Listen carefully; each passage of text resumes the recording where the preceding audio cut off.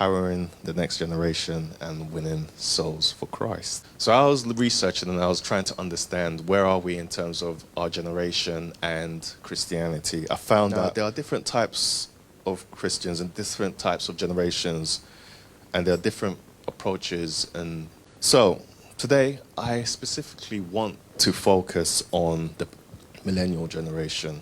And because I believe, and correct me if I'm wrong, but I believe we are in the perfect position to bridge the gap between the old and the new. We understand the young ones and we understand the older ones. We were born in that generation which is like in the middle of when things were changing. We're adaptable and we kind of understand how to bridge the gaps between the old and the new.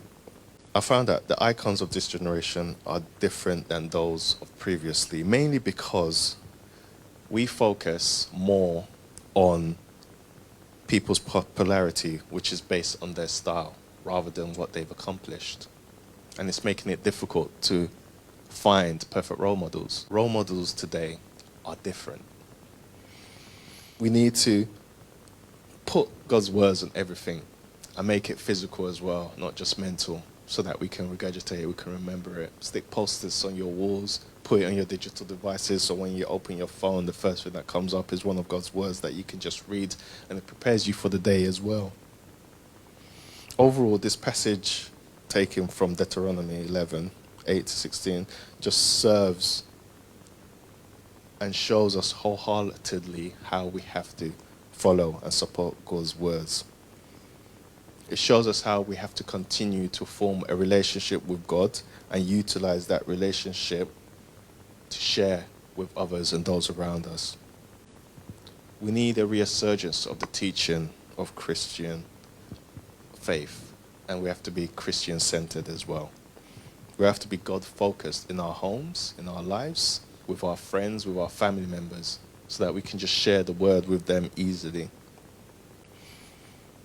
And it's something which is really relevant in the lives of the young people today as well, because it can make that 4% difference. It's not just my responsibility, it's not pastor's responsibility, it's not just the responsibility of those who are always on the pulpit talking, it's the responsibility of everyone in the house today. And also the millennials that I'm trying to get across to. And this is just stating one of the key things we can utilize to be able to reach our millennials, and for the millennials to be able to reach those, and also not just us, but the people before us as well. We have to try our best to understand the current generation. And one of the key things is to empower the next generation, we need to understand them. We need to know what they like, what they want, and why they are the way they are, which is difficult. We have to remember they are faced with unique challenges and opportunities in their journey.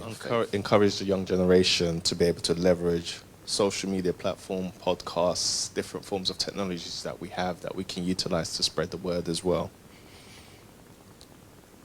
And it also empowers the generation to be creative in the way that they can spread the message, and allows them to be able to utilize their skills, utilizing technology, to be able to spread the word as well.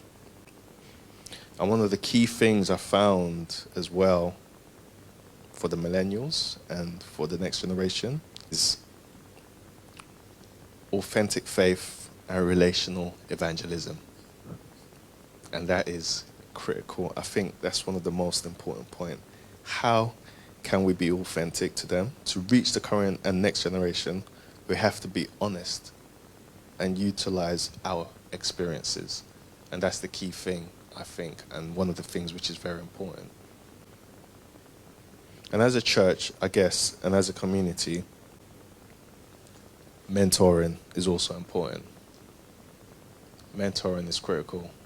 And as Christians, being a mentor as well allows us to be able to propagate and help them with whatever struggles or challenges they may be going through. And as a church, we can be strong mentors as well, because we have our Christian beliefs, our faithful backings, and all of those aspects. And that's one of the key ways that we can utilize to reach them.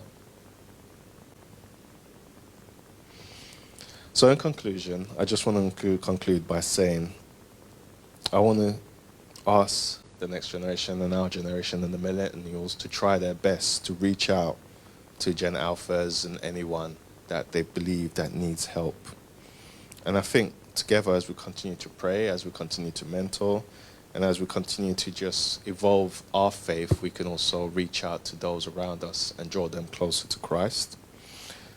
I just want them to remember that with God's grace and His efforts and the things He helps us with, we can utilize that to help and support those around us as well, and become an ambassador of Christ, and to also help people draw closer to Christ as well. It's just that 4% that's needed, guys. If you can do that 4%, it can make a massive difference in someone's life. So I just want you to try your best to do that.